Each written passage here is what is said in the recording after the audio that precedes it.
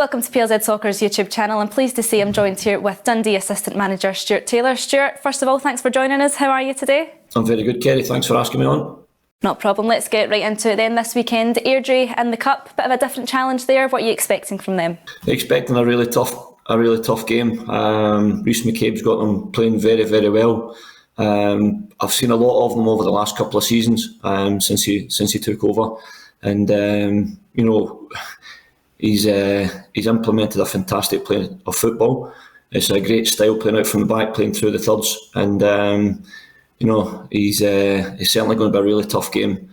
We played against them last season, and obviously we lost out through a late penalty, which was disappointing for us. But we're looking forward to the game on Saturday. The boys are in good spirits for it.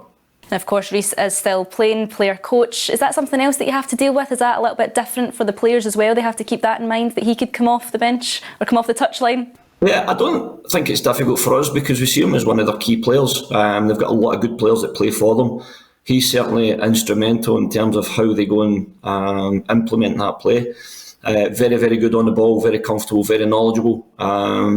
Certainly pulls the strings when he's playing, and it's something that he's one of the key players that we're actually looking out for, so we expect him to be playing. Of course, Dundee, over the transfer window, you've added, especially in that attack in front, lots of goals added over the 6 games so far in all competitions through 9 different goal scorers. Just how pleasing is to be part of that? Really good. We always speak about getting your strikers to score goals, but it's something the managers installed at the football club that, don't leave that pressure on the strikers or the forward players just to score goals. Midfielders, full-backs, wing-backs, wingers, centre-backs, they can all chip in. So, we took great pride last season in finishing the club with the highest goals from set pieces for.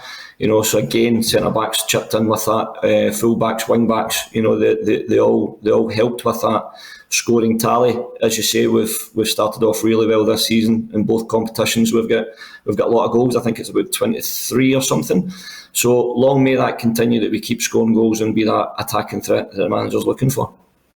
And you mentioned that there just about how well you did last season. Not many people would have had Dundee in the top 6, but of course you achieved that. Is that going to be the challenge this season, to replicate or better that?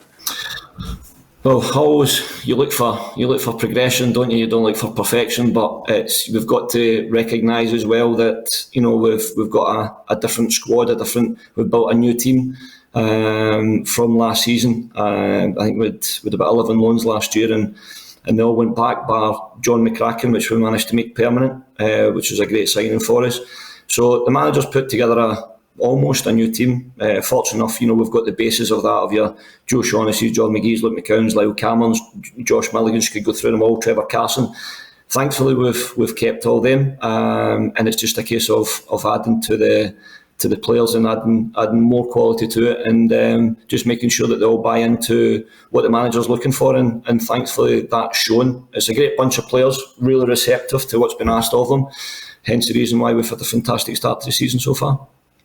And one name that you mentioned there, of course, Luke McCowan. He has been in the news, of course, this week. He's been linked with other clubs in the league. First of all, just tell me, what kind of person is he to have around the building? He's fantastic. He's great in about the dressing room. In terms of organising things and dealing with things, but also as a leader on the pitch as well. It's not just those off-field responsibilities he takes on board. He also takes on board the on-the-pitch responsibilities, which is massive. Hence the reason why the manager made him the captain after Joe's injury.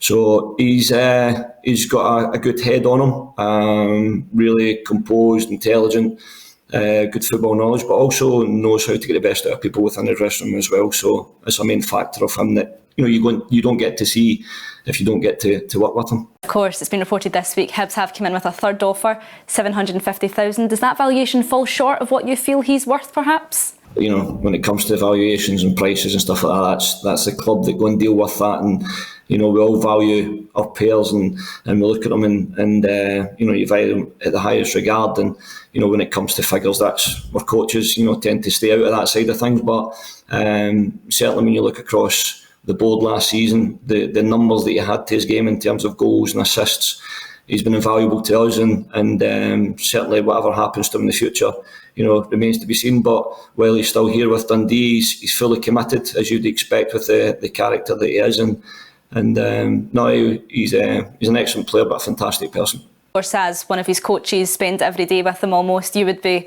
hoping that he would stick to stay with Dundee. You want to keep him around the club? Obviously, you want to be selfish in that regards, but it's we've been at football clubs for a long time, myself and the manager, and you realise that part of success is that unfortunately players move on.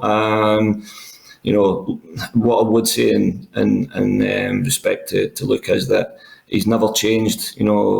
Throughout all the attention, he's always been level-headed. He's always been hard-working at training, and you never expect anything different from him.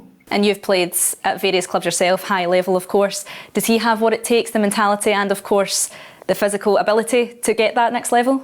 Yeah, of course. And he's shown that himself. He doesn't need myself making comments or anything like that, but you look at his professionalism, his attitude, the hunger, the desire, all the non-negotiables that would normally be affected when a lot of players have a speculation of that he's getting at this moment in time, and it's not affecting him at all. He's still churning out good performances, he's still churning out goals and making opportunities for his teammates. Last question on Luke then. Does he have the ability to make the international step then? Is he someone that Steve Clarke should be looking at in your eyes? Look, that's, again, as a coach bias, you would put everybody forward for their international recognition. When you look at where we finished last season and you look at how well we started this season, but again, that's out with me in terms of who gets called up and stuff like that. Steve Clarke's done a fantastic job and will continue to do a fantastic job. And I'm sure he'll bring up the players that are right for the squads going forward. You might have been seen as a bit of an underdog last season, obviously making it into that top six. Do you feel that the club have maybe got a target on their back because other teams know what to expect from yourselves now?